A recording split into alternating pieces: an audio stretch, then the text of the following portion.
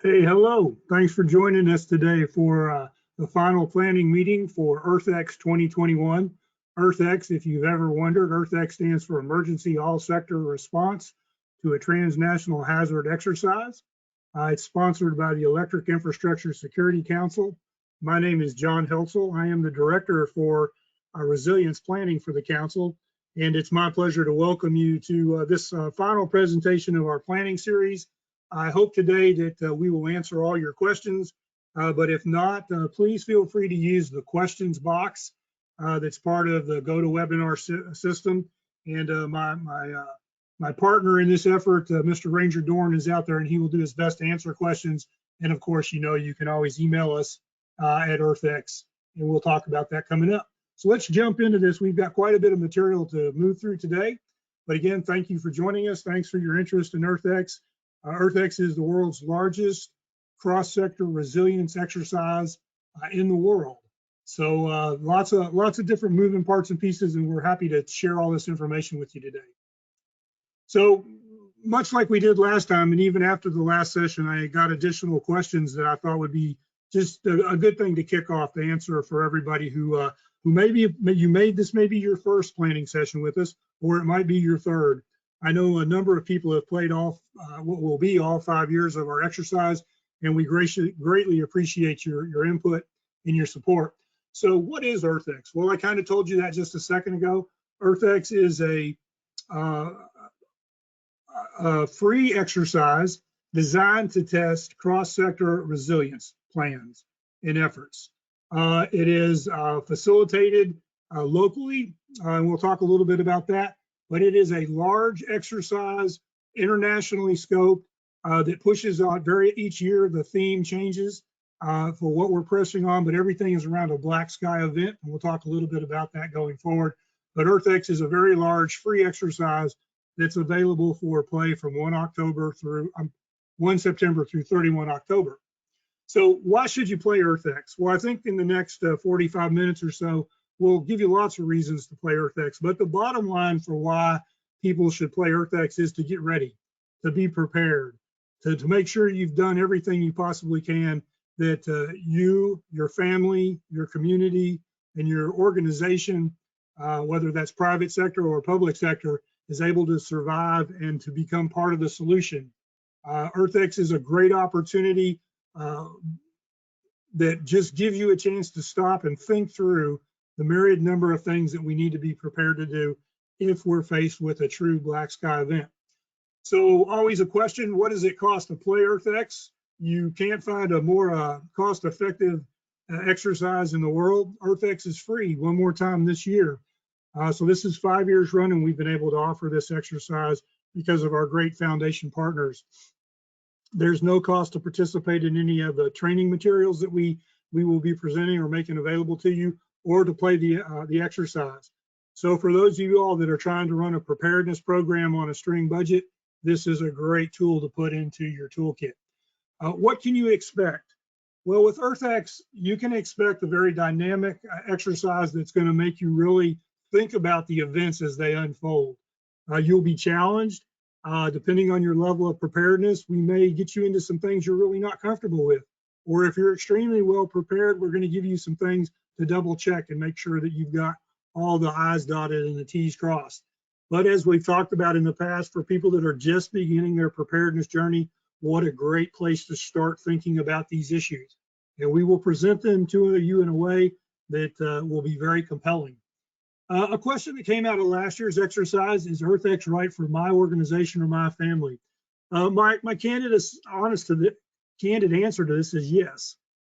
For any organization, this is built to allow you to make the exercise fit your needs. It's flexible in a number of different ways, and you'll see that in the presentations points that we're about to make. But from a family standpoint, even as young elementary children should be exposed to these exercise ideas, these disaster ideas, so that they're prepared and they're not scared, they're informed. Our goal is to make you informed and prepared, not scared. Kindergarten or younger, maybe leave them out, but above kindergarten, first, second, third grade, definitely ought to think about it. We've actually customized part of the exercise this year for both Boy Scouts and Girl Scouts around the world. So if you know people in the scouting community, EarthX is going to be set up with some special materials that the scouts can jump into and earn a merit badge or earn a preparedness point, whatever their program calls for. But definitely it's right for any organization and any size family. For those that work in the emergency management community, there is a grant funding opportunity called EMPG, and we take all the pain out of this. A lot of EMPG programs require 2 or 3 exercises a year. Quite a bit of work to put together an exercise to build all the materials and socialize all the information. My exercise partner, Ranger Dorn, is a HC practitioner, and so we built EarthX from the ground up to meet EMPG requirements. So schedule to play it with your team, your organization, do your local improvement plan, and boom, you're good to go for applying for EMPG funding for that exercise. Interesting question, how many people can play EarthX? The way we have built EarthX and the tools that we've used to build it, there is no limit to the number of people that can play. Also within your organization, you can span this to be very wide open to involve everyone or break it down into targeted groups. You have the flexibility of doing that through the EarthX engine. Literally worldwide last year, we had well over 12,000 participants in 41 different countries. So EarthX has no limit. It's built on one of the most solid database and systems capabilities in the world, the Amazon cloud, and it is secure. And so we're not worried about having too many people play. The only mistake is not having enough people register to actually take advantage of this great free opportunity. And then something that came up 3 years ago is, can I play this more than once? Our original concept on EarthX was that it was a single point in time and everybody would play on that day. And we quickly got beyond that just because the number of requests that came in and said, hey, my team would like to play it again, or I'd like to have another team play. So you can now register and you can boot up using the same link and you can play EarthX multiple times with one registration. And we hope you do that. We learn every time you play, we learn a little bit more. A question that came up from the last presentation of the middle planning conferences was, I used the term black sky threat, and I want to spend just a second explaining what black sky threats are. From the Electric Infrastructure Security Council standpoint, black sky threats are those that pose a credible systemic risk to the energy grid. Those things that would take the grid down and force it to be down for what we call long duration. For if you have teenagers, that's more than 4 hours. In reality, we're talking multiple days. The truth is, if you lose portions of the electric grid, you can be down for multiple weeks up to multiple months. And we've seen that just in the last 4 years where that's happened around the world at various points. But the reason black sky threats are so important to think about is they pose a direct threat to modern society. The systems that support us as communities cannot function without electricity. When you lose electricity, things become a complex catastrophe because of cascading consequences. The loss of electricity will cause the loss of communications. It can cause the loss of power. It can cause the loss of any other number of systems, for example, transportation systems. So what we see is society starts to break down. You only need to look in the United States with the Colonial Pipeline shutdown, which caused dramatic impacts to people being able to get fuel. Think of a catastrophic black sky event where fuel can't flow or fuel can't be refined for multiple weeks. It will simply change modern society. To solve these problems, it requires the highest possible level of coordination, and we need to be able to coordinate in a communications difficult environment. The odds are if we lose traditional terrestrial communications, even sat phones won't work because there's just not enough bandwidth for that to handle. There's not enough satellite time or satellite space. So we've got to think about, okay, how do we address communications issues? And it's going to be very, very resource intensive. It ends up being that into the impacted area, you've got to flow literally nearly everything it takes to survive. And not the least of it is water, if water systems are compromised. And we all know that water is essential for life. So to pull all this together for a black sky threat, you really need to have prior planning. And EarthX gives you that foundational opportunity to either review your plan or to begin your planning process. So our theme for EarthX this year, it is on fires and floods. And are you ready? Are you ready? EarthX is going to be very dynamic. I'm extremely excited about the video material we put together and the work that we're doing using some of the new tools we introduced last year. It is going to be a progressive exercise in that you'll start at one point and you'll learn more information. And to be honest, the situation is going to get worse because it's an exercise. It is going to move towards a black sky impact. It is cross-sector driven. And so many of our exercises that I've been part of, both in the military and in emergency management, are what I call single pulse electric. It's one threat coming at you from one direction. And it's a very simple, well, what are you going to do? What we do in EarthX, though, is we let you know what's going on with the other sectors. And you have to be prepared to deal with the fact that other sectors that you depend on are going to be impacted as well. But I will tell you, we are totally focused on preparedness and resilience. Everything we do is about helping you be better prepared and making sure that you see the obvious opportunities to improve your overall resilience so that when these events do happen, you are ready and you do have your plans in place. But I will tell you, EarthX is very engaging. Once you lock into the very first set of videos, you're going to be in the game and very interested in what's going on and want to complete the exercise. From a standpoint of an organization standpoint, some of you all are actually in charge of the resilience offerings in your organizations, or you're the exercise planner for your organization, or you're just interested in preparedness for yourself or your organization or your family. This is an extremely resource efficient event. We will give you nearly everything you need to have a quality experience through EarthX.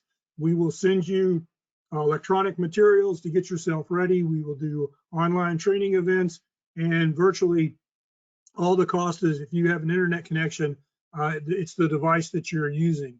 You have a lot of flexibility on how you want to set it up, but as opposed to having to create your own exercise scenario and event, plugging into EarthX annually is just a great way to stretch your resources. Our hope is to make your head hurt a little bit, to make you really think about some of these issues that are going to have to be dealt with, and to make sure that you and your team get a chance to really think about how much can you depend on each other, how much do you need your workforce to be involved, how aware do you need to be, and what processes will you use. And for some organization, it's simply pulling off the emergency operations plan and using that plan against the scenarios we present. For others, these are ideas that people maybe haven't gravitated towards yet. And I think with fires and floods, we're going to show you some things that we've pulled out of the headlines over the last 2 years that may put you into a situation that'll be unique for you. And then finally, EarthX is multi-phased. You get a chance to play it multiple times, but there are 2 phases to work through. And so it is progressive, and you're actually going to get the chance to use what you learned in the first phase in the second phase. So really a great opportunity for everybody to move forward. I mentioned that preparedness and resilience are our watchwords. If you step back from the outside and look at what EarthX is designed to do, we want you to be able to recognize the threat as it develops. We want you to better understand the situation using situational awareness tools and techniques. We want you to assess your level of risk. That's something we added last year. But ultimately, we need you to think about what options are available to you, and then you'll need to make decisions. All of life is based off the desire or the need to make decisions and then be flexible. Ultimately, though, to be honest, what we're trying to do is to get you to become part of the solution. These events are going to happen. They happen all the time around the world, and we need people to be prepared. We need them to survive, and once they survive, we need them to step up and be part of the restoration process. I'm going to use this slide one more time because I think it's important for those of you all that maybe this is your first time going through the material with us. You have the ability with EarthX to build this and make it work for you in a multitude of ways. One is obviously, I can tell you that I hope everybody in the world signs up and plays the individual and family preparedness lane. We need people to survive. If you're an employer, you need your workforce to survive. You can't run your business if people will perish in the flood or the fire. We need people to be able to survive and get back to work to restore the economic engine. But as you think about EarthX, You can actually build your exercise plan to run it from a centralized standpoint, much as I've seen on the West Coast where they run it out of the central headquarters and push it down to the regions, or you can actually run it in a decentralized mode and let everybody register, play independently, and then pull them back together to do the discussion sessions. And there are several points to discuss in EarthX. You can also break it down into functional groups. You can have operations play as a separate group, maybe resource management, maybe the executive branch could play. And you can also do A team and B team, where the A team is maybe your first chair players, and then you in the exercise and let the B team come in, and then allow them to critique each other's play and see what they thought. And then the last one is really a great opportunity to let the head shed get together and play, and let the section chiefs play. So many times we leave out the C group or the executive class, and unfortunately they're not prepared for some of these decisions that have to be made. What a great way to bring them in a number of hours, get them socially exposed to some of these difficult situations that are happening again all around the world. Let them think through it ahead of time, and then let them get the wisdom of playing ahead of time, learn the lessons, in a virtual environment, and then maybe let the B team play, go head to head. Lots of opportunities. If you have questions, we're actually going to do a webinar in August.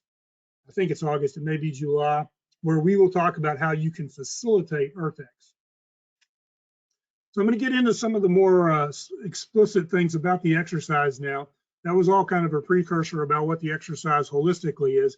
Let's talk about what's really going on here. A big watchword for the council is we want to help people avoid this failure of imagination. If you look back in history, around the globe, countries have been hit by things that for some reason people failed to consider might happen. 9/11 is probably the most recent one that comes to everybody's mind. The idea of people flying planes into buildings, although that was actually talked about in security circles many years before that. The idea that it could happen caught people off unaware. Some people would say the pandemic is a failure of imagination. I don't personally subscribe to that, having led a number of pandemic planning exercises over the last decade. But the idea that one country will attack another country in an unconventional manner, that's happened time and time and time again, almost for as long as we can record history. The one that we want you to get a feel for this year is that climate change is real. And I'll show you a few points here. I limited them because it could have gone on forever. Climate change is real. You don't have to buy into why it's happening, but there's no debate that it is happening. And the fact is, it is unpredictable. We know that there's more moisture in the atmosphere. We know that the moisture is moving at an unpredictable set of global conditions. This idea of atmospheric rivers is something that I never heard of anytime in any of my degrees programs, but it is something we talk about quite regularly now. Things are changing. We've had in the last couple of years record wildfires on the West Coast. Primarily was in California, then last year it went all the way up the entire West Coast. Australia, huge portions of Australia burned last year. We now have considerable interest out of the European Union on the wildfire threat, where their permafrost and their peat moss is dried out to the point now where it's highly flammable. And when this happens, what we worry about is obviously the loss of life, but also the critical impact to infrastructure. And then we've had a number of things across the United States and around the world with back-to-back 100-year floods. And some people will tell you that we're in a new weather pattern where things like the 20 to 30 inches of rain that fell on Baton Rouge in 2016, those aren't outliers. Those are things we need to come to expect. Catastrophic rainfall in the central part of the United States last year. Catastrophic rainfall in all over the Southeast. We've got to get ready for this new dynamic nature of weather systems. And we'll talk a little bit about that. One of the things that I've spent so much of my time is there's always seems to be somebody that's a denier. In any group I try to lead through some black sky planning efforts. And they always want to say, well, it can't happen here. Well, here's the issue with climate change. It doesn't have to happen in your backyard to change your world. If where it happens interrupts your supply chain, you've been negatively impacted. And that's something we all got to attune ourselves to through globalization, through increasing levels of interdependence and dependence. We know that we don't have to be directly hit to be directly impacted. But the other thing is, are you sure? You sure it can't happen where you live? Or could it just be that it hasn't happened to you yet? My bet is, based off all the projections and my own personal tracking, these severe weather systems are going to hit most people in the world at some point in the next decade. The timeline is not getting longer, the timeline is getting shorter. Even though we're trying to address greenhouse gases a number of different ways, all the projections are 2050 is going to be a pivotal moment. But believe it or not, this is 2021, and a few of the studies talk about what 2030 could look like. 2030 is not very far away at all, folks. So just a few cherry-picked points just to make the illustration here. November of 2020 ended on a hot streak. Second warmest November on record. Think about that. Look at the map. Look at what's hot at that part of the year. The whole northern hemisphere is hot. Normally what's supposed to happen by the time we get to November, we have cooled off in the northern part of the world. You move forward 1 month, we ended up with the 8th warmest December on record. So back-to-back months of increasingly hot environments. Come up forward a couple of months, and does anybody really remember what happened in March? We talked about this thing called the Arctic Polar Vortex. Look at the map that I'm showing here. Right at the top of the world, unbelievable heat in the middle of what's supposed to be the last month of winter. When you heat up the northern hemisphere, it pushes the cold weather down farther south just because of the way the atmosphere works. If you look at the darkest blue point on this map, what state is most highlighted to your reckoning? In mine, it's Texas. Does anybody remember what happened to Texas about this time? 111 lives were lost because of a lack of preparedness and the impact on the electric grid in Texas. We need to be thinking like this. This is not an anomaly. This is where we're going. Extreme weather across the United States throughout the winter. This is February. You look at March, what happened in Tennessee, normally a relatively stable month for one of the more northern southern states, but it wasn't. Wettest March day in Nashville's history. Tremendous flooding. My friends in Tennessee spent weeks and weeks and weeks doing recovery work, and still some of the recovery efforts are ongoing. These floods are going to come at us faster and faster, and they're going to be more devastating, and they're going to be in places that we ordinarily don't predict having floods at times of the year that we don't predict floods. So what's going on today? What's in the news if you watched the news last night? We are in the middle of one of the most intense droughts in the Southwest this country has ever seen. They're even coming up with new terms. They're calling it a mega drought, but the terms are being used like aridification, which is basically a complete drying out of the environment. And this gentleman, Mr. Overpeck here, absolutely nails it. It's caused by the burning of fossil fuels, and it's not something we can stop. You can't put the brakes on this today and it's going to be over with tomorrow. This is something that's going to continue. Even with the pandemic slowing down a lot of the work around the globe, we're still seeing these massive changes in weather patterns. And then if you look at the little screen grab that I did on the right, that basin, last time I was out there, was 3/4 full. We've got many of the basins in the South and the Southwest now that are down to measurable feet of water that's critical. This is going to impact, and this is what the news was last night, this is going to have a dramatic impact on all of the agricultural supply chains coming out of the Southwest. And a lot of things get grown in those environments. Flooding, again, I don't need to oversell this. Flooding happens everywhere in the globe. One of the things that we were able to do working One of the first climate deniers that we dealt with said, well, it never floods here. We live on the edge of a desert. And we did a little research, and Ranger was able to find several instances where that particular region had had a catastrophic flood where massive amounts of rain had fallen. And true, they don't normally flood, but when they did, it killed people. And that's what we're trying to prevent with your planning efforts here. Talk a little bit about fires, the other half of our equation. When you have a massive drought, as the people in California know, you dry out the hillsides, and vegetation goes up with next to no requirement at all to get it started.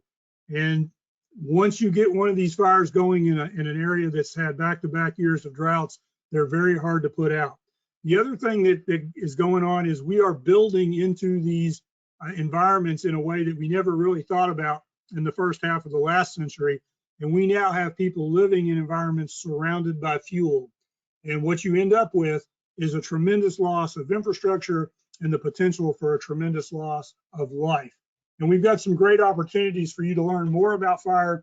If you live in a place where fires are relatively moderate, you're going to want to be part of our community fire resilience webinar coming up in a couple of weeks. We've got 3 world-class speakers, and 2 we're really plucking right out of the headlines from the West Coast last year that will tell you what it's like to try to be prepared to fight one of these catastrophic infrastructure fires.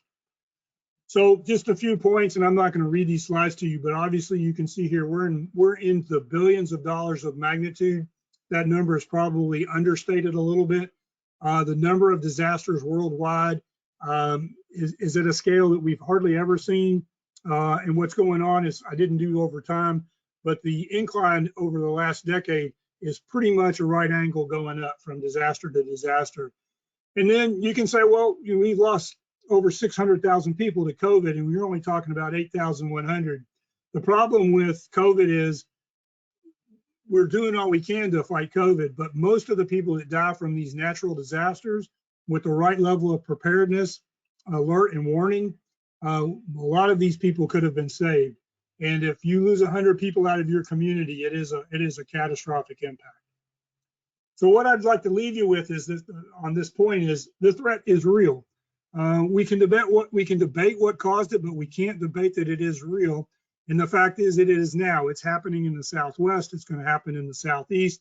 It's happening in the EU, and it's happening all around the Pacific Rim. These threats are out there, and we need to prepare for them.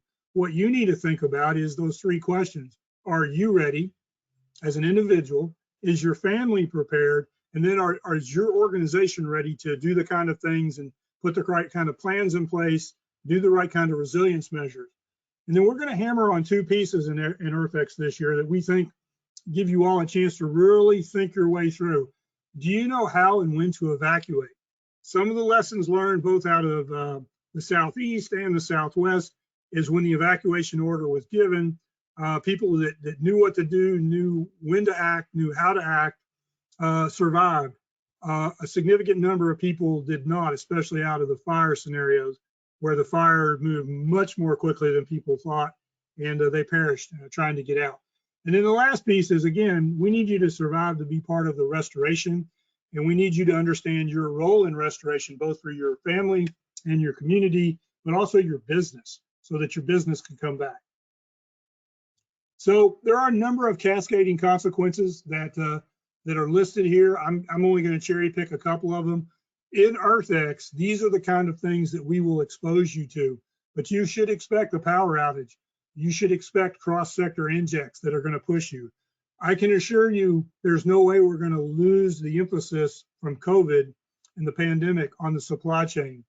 But as my good friend Bruce likes to talk to me about, it comes down to the transportation networks and transportation infrastructure. We've got to be able to move goods and services in an efficient manner.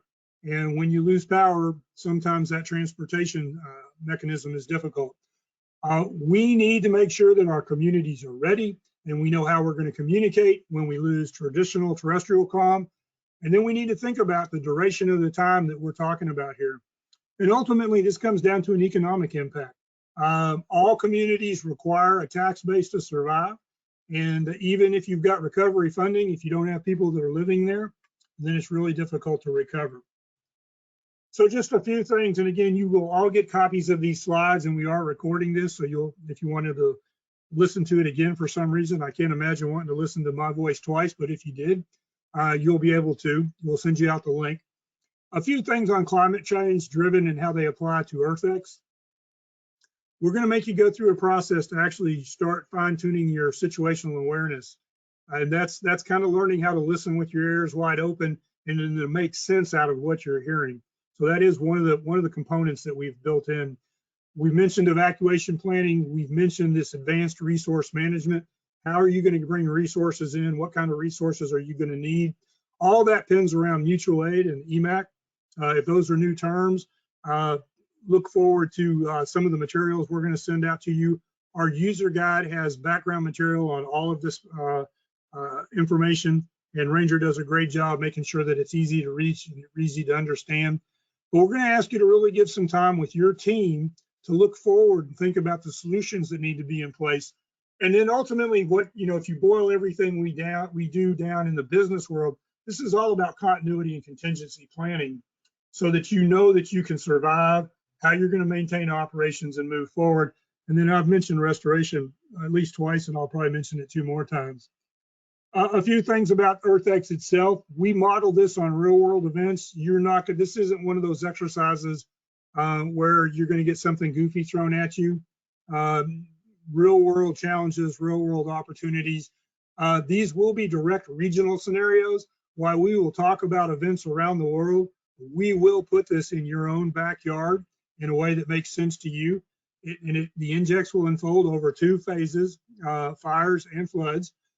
You got to think about the different processes. What we want you to do is use this as an opportunity to focus on leadership and teamwork and flexibility, and make sure you involve as many people in your discussions as you possibly can.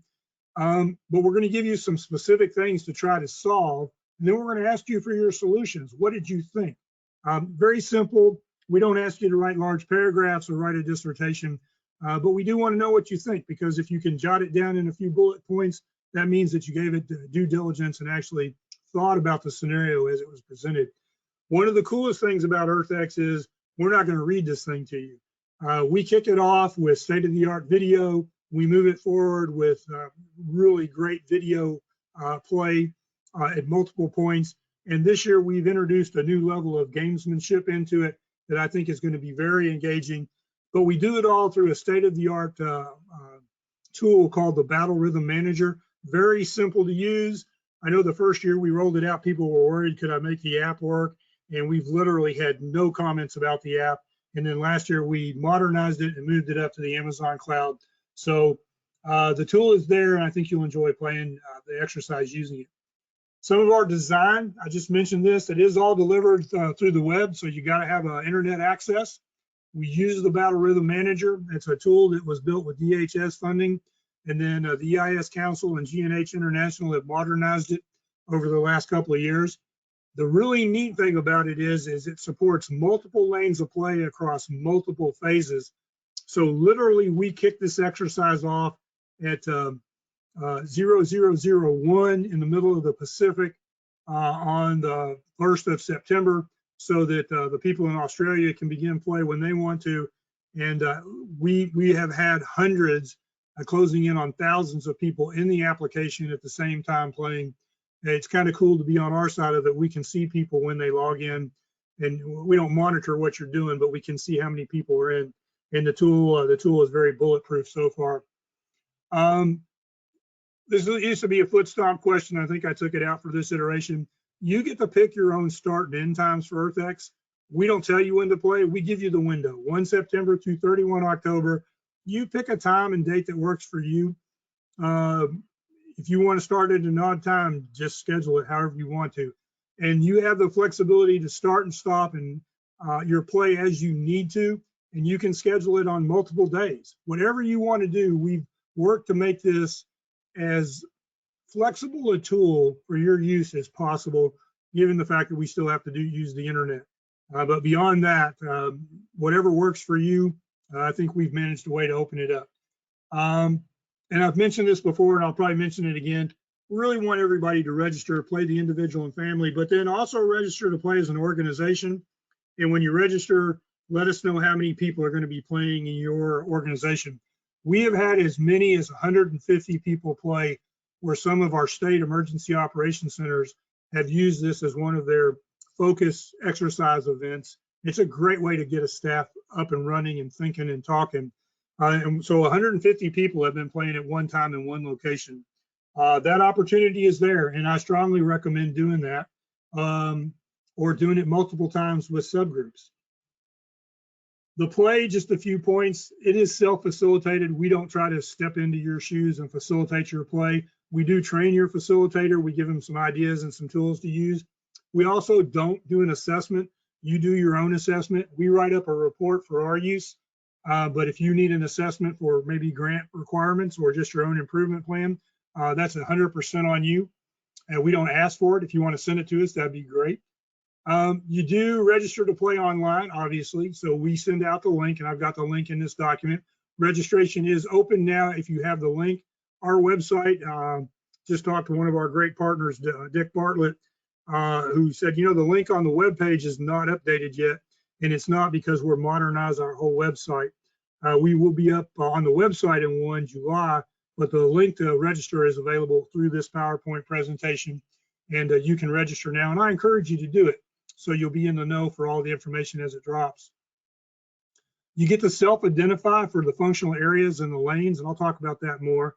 And we've talked a lot about this, but there's a lot of opportunities in here for you to make EarthX meet your needs. I got an email just this week, somebody who said, I've just stepped into the role as lead exercise planner for my organization, and I don't know whether I have time to put an exercise together, or I don't, I'm not sure exactly how we would do this. And my thought back to them was that, this is a great opportunity to jump in with EarthX. If you're brand new into exercises, or you need to do an exercise, there's not a better way to do it than to grab onto EarthX, let us do most of the work, but let this set you up to learn where you need to do additional work to be ready for the real world events. As our president likes to say, it's much better to do this in a virtual environment than it is to have to learn these black sky response capabilities in a real black sky event. Some decision cycle information here. Again, I'm not going to read the slide. I'm going to cherry pick a few points for you to just focus on. One of the things you need to think about that you may not have in your own exercise program is your need to make sure that your workforce is prepared for a disaster. You can't do your operation unless your workforce knows what they're supposed to do at home. So this is a great opportunity, and think how much better prepared for the pandemic we would have been if we'd had some training for people on virtual access or how to be prepared to meet the operational requirements. You have the ability in this to think about some of your direct impacts as far as how you would shift resources, or whether in the event of the type of disaster we're going to throw at you, should you consolidate or decentralize operations. And then ultimately what we want you to think about is, what's your restoration plan? If you are directly impacted by either a fire or a flood, do you know how you would restore operations? Most places have not gotten to that level of planning, and I think we'll give you the opportunity to have that dialogue. So there are a number of development concepts, and these have been tried and true almost since the year one. EarthX, come as you are. We don't ask you to do a lot of prep work. We make a lot of things available to you, but you don't have to fill out the forms. You don't have to fill out the manuals. I know there's a number of utility exercises that require a lot of get ready to play stuff. We don't do that. We want you to plan to do the event, let your teams know when it's going to be, get them in a room, kick the exercise off, and let's see where we go. This is a widely distributed exercise, so there'll be a lot of people playing, but over 2 phases this year, and just lots of opportunities for you to conduct these in-depth discussions that need to be had on roles and responsibilities and how you're going to make decisions. And maybe if the primary decision maker is not there, well, how's the secondary leader going to handle that? Some assumptions. You should count on us giving you everything you need to play EarthX in the exercise. Again, third time, probably won't mention this one again. If you're not on the internet, it won't work. I actually had that situation come up a couple of years ago. Somebody was trying a at a very interesting location, which I won't mention. Said, I can't make it work. I can't make it work. And I was dealing with what I knew was a better than Fortune 500 entity. And I finally asked them, I said, well, let's talk about what's your internet like? And they said, oh, we've got this and it works. And I said, okay, well, describe the system you're using. They said, oh, well, it's a Windows XP box. We use it for all our PowerPoint. You know, Windows XP has been out of the market and supposedly off the security lines for a long time. So we got them to switch over to a modern Windows box, and boom, they were up and running. You will be able to test beforehand though. So modern computer box using a modern browser should have no problem. We test with Chrome, Firefox, all the Apple products. I will tell you though that Microsoft IE is a little bit problematic at times. So if you're using that, use the latest version of the Microsoft browser and you should be fine. We do recommend strongly foot stomp. If you've got, if you're going to do a group, which we want you to do a group, pick somebody to be the facilitator and the recorder so that they know what's coming at them, they're prepared, and you can move forward smoothly. And we will do, like I said, a little training for that person if you identify them. So EarthX itself, kind of the recap here, right? 2 phases. Phase 1 is going to be fire. Phase 2 is flood. It's all about resilience. And you will get advanced exercise materials from us that are suitable for sharing with all your players. I think we go out of our way to make sure you've got as many handouts as you need to do a great job. And we've gotten some great recommendations from a number of players in previous years that said, hey, could you do this? Could you do that? Rangers pulled all that together, and I think you'll be pleased with what we provide. But the exercises are dynamic and they move quickly. There's always a question about how long does it take to play. Really depends on how long you let the discussion sessions run. You could easily do a small group could do both phase 1 and phase 2 in 4 hours, or you could make it all day and do phase 1 in the morning or phase 2 in the afternoon. There's plenty of material to discuss and really work through. An individual or a small family easily can probably play it in a couple of hours max, but it will make you think.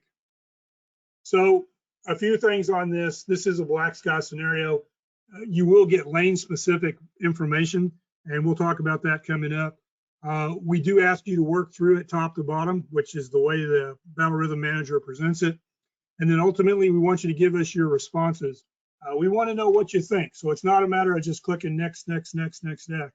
We want you to actually give us some feedback that we can use to help other people move forward. And that's happened in the past. Some really great responses on the last 4 years.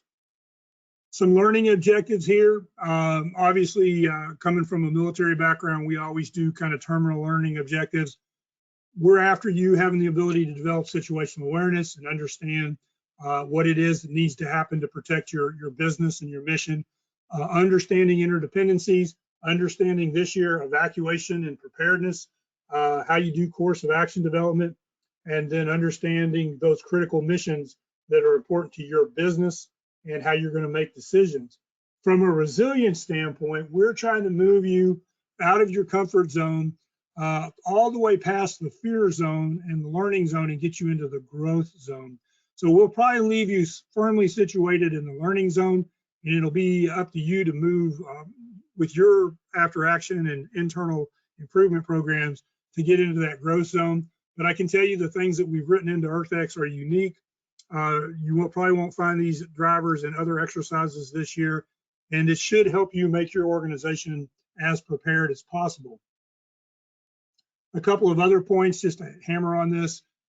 There are a couple of things that we've written in that you should think about. Obviously, we've talked about evacuation and obviously hardening systems to be prepared for a fire event or a flood event, but also in the restoration piece, how can you restore quickly? And we will push on things like communications, like support, and like mutual aid. All important things that if you're going to survive and be resilient, you need to have plans in place. So kind of the meat of this thing, right? If you haven't registered, I'm assuming some of you all have and some of you all have not. There are a number of different functional areas you can register for. And you see them listed on the screen, so I won't read them to you. But this is quite a range of things that you can play in. And you can sign up for multiple functional areas if you want to. At a minimum, I would love to see everybody sign up for at least 2. Individual and families is first, and then pick the one that is closest to what you do as a vocation, or the one that you want to learn something about. We have had people register to play 3 and 4 functional areas, and I applaud that. If you have the time to do that, or you want to bring in different groups, you will learn something. Last year when we did cyber, we had a lot of groups that wanted to play not only their own lane, but the cyber lane, so they could see what that's going to look like. And with the amount of ransomware attacks that are going on today, I would recommend everybody think about doing that too. So it's an opportunity out there for you to move forward. But on top of that, we are even better than Baskin-Robbins. We have 38 different participation lanes. These lanes break down within the functional areas. You can only play one lane within a functional area, but you can play multiple functional areas. And the reason is the injects are fairly similar.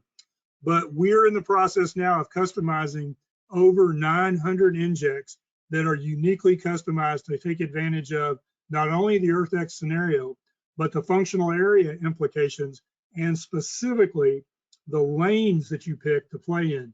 So when you play the Monte Carlo, it will bring you back things that are unique to your specific registrations that you did. And this is pretty ambitious. I'm really proud of the work the Rangers done. And I think the team, my sector coordinator team, has done a great job. There's a lot of meat on these bones that will really make you think about, well, how does this work? What is the impact to me from a law enforcement standpoint, or from a National Guard standpoint, or if I'm in infrastructure protection, what is it that I need to be thinking about? And then obviously part and parcel of the Electric Infrastructure Security Council is the infrastructure, the utilities. The exercise flow, I've used this slide several times, and I've got one more that makes it a little bit cleaner. You will enter the exercise at the very top, either through fire first and then flood. You will be exposed to situational awareness material, which is video driven. You will gain additional situational awareness, also video driven, exposing you to a program we're building called Genome. You'll get a chance to do risk analysis. And once you've completed risk analysis, you'll get to spin the Monte Carlo wheel and get new information. That'll help you form your course of actions that you think are likely. In the military, we always talk about building as many courses of action as we have time to give the commander as much flexibility. In this case, I would think the minimum is 2 or 3. But then you get to make a decision, spin the wheel one more time, and then you figure out how can we change our decision to have an improved course of action or a COAC. So this information that's on this screen is just another way of showing you what I just talked about. Moving from the upper left to the lower right, we start with the video. We take you through each one of these phases. There will be new information at each step. There will be a few pertinent questions we will ask you to think about.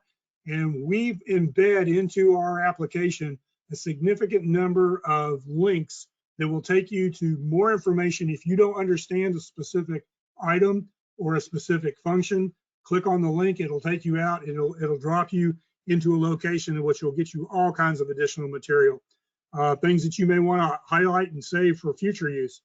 Tons and tons of information all linked together in this exercise. So as I talked about, we are not single pulse electric. We're going to give you as much ammunition to fight the battle with as we possibly can. But graphically, this is how each one of the 2 phases lays out. Situational awareness we talked about. What we're after is you understanding that situational awareness needs to be an ongoing, active process, and things can change anytime, anywhere. When you start talking about risk, there are certain elements of vulnerability and exposure that you need to kind of look at and go, well, are we okay? Could we flood? Could our supply chain be washed away? Are we vulnerable to a fire? Maybe not a fire at our facility, but is our substation vulnerable to a fire? Remember, it's not just what happens to you, it's what could happen to other elements in your infrastructure, and those are those things that we call cascading consequences. The last point on this particular one is the supply chain issue. If something shuts down the ports in China, are you dependent on some of those ports for certain things that you need for your business cycle? As we found in the pandemic, yeah, we are all dependent on China for certain things. Course of action development, I think you all probably have this. It's developing options. Ultimately, this decision-making piece, I like getting feedback where people talk about, well, we picked Bob, who's not the executive director, but we made Bob be the decision maker and then explain to us how he made the decision, who he informed, when he was able to make the decision. EarthX gives you just a tremendous degree of flexibility to move that executive level requirement around the room and let everybody kind of give you their feedback. What a great opportunity. It's always fun to facilitate a group and go, well, now you're in charge. And what I always do is I always look for the person that's got their phone in their hand when I do that. So if you get to be the facilitator, always look for the person that's looking at their phone first. Monte Carlo is something we entered into last year. It's a new concept we brought to the exercise world. It's actually a programming concept that was taught a lot in the 70s and 80s. It's basically randomized introductions of information. What we do is you basically get to Las Vegas or Monte Carlo if you're really rich, and you pull the wheel or press the button, the wheel spins, and you get a new piece of information every time you press the button. Minimum number of plays is 3, maximum is 10. But what you will find is each one of the pulls, you will get specific information either to the exercise, your functional area, or your inject lane, your actual lane that you're playing. They are designed to tilt the cart, to make things a little bit more difficult, but more importantly, to make it a little bit more realistic, because the truth is, if you've ever worked a major disaster, you can have a great plan, but the real world comes to bear and the environment changes. Some resource you counted on is not available. Some entity that you counted on being able to do a function can't show up, or maybe you lost water pressure, or maybe your power went out, or 30% of your workforce couldn't make it in because of traffic issues. Those are the kind of things Monte Carlo will inject into the exercise. So that was a lot of information very quickly. You're going to get the slides. I'm going to slow down for a second just to talk about these 3 awesome opportunities that are going to be available. And you may have already seen the announcement for this come out. If not, you'll see it soon. Last year, we did 8 different training sessions for EarthX. This year, because GRCOM, the Global Resilience Commission, is up and going, we've backscaled that a little bit, and we're doing 3 very poignant workshops. You'll see them as webinar workshops. We're bringing in world-class talent to actually educate everybody on what it's like from a real-world perspective to deal with these issues. Super pumped up about this first one. 3 world-class guys going to speak about what it's like to be in a community that's dealing with a fire at a catastrophic level. So this first one is on 17 June. It'll be on Thursday, 2 p.m. EDT. Register, attend, learn. You're going to be blown away by the speakers, the stories that they've already shared with me on what it was like to be in the wildfires on the West, and then what it's like to try to actually deal with a catastrophe in DC other than Congress. Going to be eye-opening. We'll all leave with lessons learned. So sign up, spread the word, send out the invitation to everybody you care about, get them to sign up. This is going to be great. Our next one, the next month in July, we're going to take a hard look at flooding. Catastrophic flooding is occurring all around the world. And this flooding is not like the typical flooding where, hey, our river floods every couple of years. A number of communities, including the ones that I live close by, have had back-to-back years of 100-year floods. Or one was a 100-year flood, the other is a 500-year flood. You got to start asking yourself the question, how do you deal with when you get back-to-back years of 100-year floods, the environment has changed? What do we need to be prepared to do? What do we need to be thinking about? And when you start talking about the impact to your business community, when you have one of these floods that's caused maybe not by a hurricane or riverine flooding, but just torrential downpour training derechos, you got to think about, how do we restore the business community? How do we secure people that maybe we don't have a lot of flood support capabilities to lift people off of the rooftops? Going to be a great workshop. Got some really great guys working that one up. So plan on attending that one. And then our third one, which will be a couple of weeks before we actually release EarthX, very unique. Our private sector coordinator, Shandy Treelor, is putting this together with Dave Miller, who used to be the head of the FEMA mitigation program. We're going to take community resilience apart And we're going to look at it not from a government-centric standpoint. We're going to look at it from a private sector and citizen standpoint. So I think we will be uncovering some new ground here and maybe some things that you can use in putting your own plan together. The links on these slides are live, so if you want to register for these, when you get them, go ahead. Everything is up for those, and they're usable now. And I promised you we do some training materials. We will do a facilitator training session in July, and then we'll do another one just before the exercise in August. And then finally, mid-August, you can count on getting the actual participant and facilitator workbook. We're already in production mode on those. We should have those in plenty of time this year as we sew all the components of EarthX together. These are free like EarthX. You don't have to attend these, but most people that do think they're of high value. If you play EarthX, we're going to be very happy if you play both phases and answer the survey. We will send you automatically a certificate of participation for your own records. Special this year, as I mentioned earlier, we're doing a special opportunity. If you know people in the scouting community or people that are utility commissioners, if they register and there's a checkbox on the registration to self-identify as either a scout or a commissioner, there'll be special material for them, but we're going to give a unique certificate because we're going to put them in a special category. So again, if you'll help me get the word out to anybody in, especially the scouts, big fan of the scouting organizations and what they do for our youth. Spread the word, help us get them registered. Everything is age appropriate, as I mentioned. One of my last slides, got a couple more to wrap up. I'm really pleased I had a number of people take us up on this.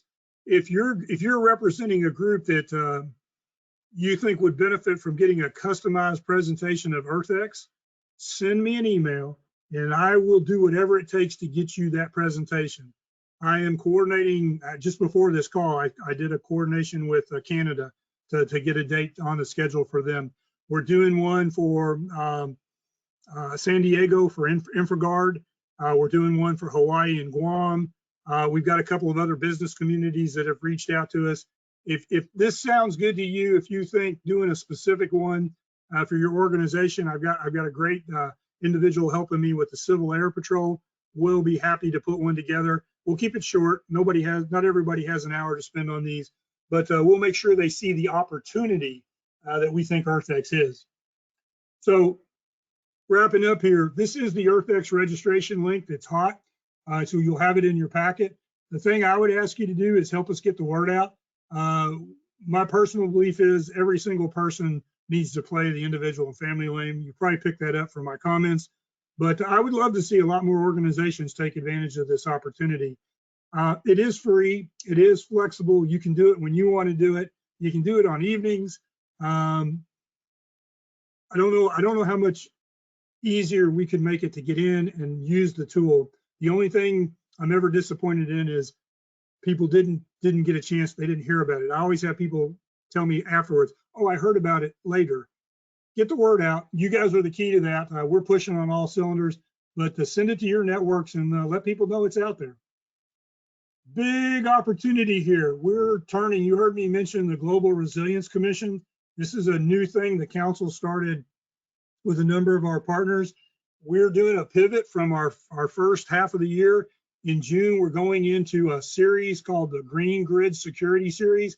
We are going to prepare the world for energy emergencies in tomorrow's green grid. If you're watching the greening of the grid, so to speak, we are changing the electric grid faster than anybody ever thought we would be able to. So join us on the 23rd of June. Register, it'll be recorded, so you can still watch it if you can't make that time hack.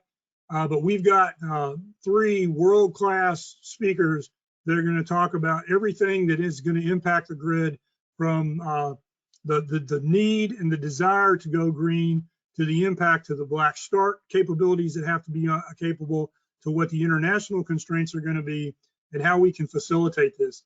It's going to be great. I'm really pumped up with this idea, and I think it's going to go hand in hand with where we're trying to take our international and national resilience efforts. And to that end, I want to first off by saying thank you to everybody that signed up to be part of our work groups. Tremendous feedback, great great input that's being used in the EarthX. Ranger and I are using all that as we speak. If you want to be part of one of our work groups, send us an email to our email account, and I'll have that up here in a second. But it's not too late to join a work group. Our work groups are going to start back up in July, and they are going to take on the critical resilience issues tied to energy emergencies, which, you know, black sky standards, that's kind of the baseline entry. And we're going to spread that opportunity far and wide, and we'll actually do some additional training for people that want to be part of that. We want you to be part of that. And if you want to be part of it, just let us know, and our sector coordinators will be happy to reach out to you, get you the information, and you can join us. We keep these work group sessions very short, and then we ask you for feedback. And I can't thank some of the people that have been part of them that have taken considerable time to send me some absolutely great ideas on marketing for EarthX, which we're going to put to use, and then just things that would make the exercise more engaging for all the communities. So think about work groups. If you want to be part of a team, we want you to be part of our team. Finally, this is the email address that I've been talking about. If you send it to earthx@eiscouncil.org, either Ranger or I will answer that. A lot of times Ranger will take the first shot and then he'll hand it back off to me. But we try to answer those as quickly as possible. So if you have any questions that we weren't able to answer because I'm a little over, we will get you an answer through the email system. And again, I appreciate you making this call today.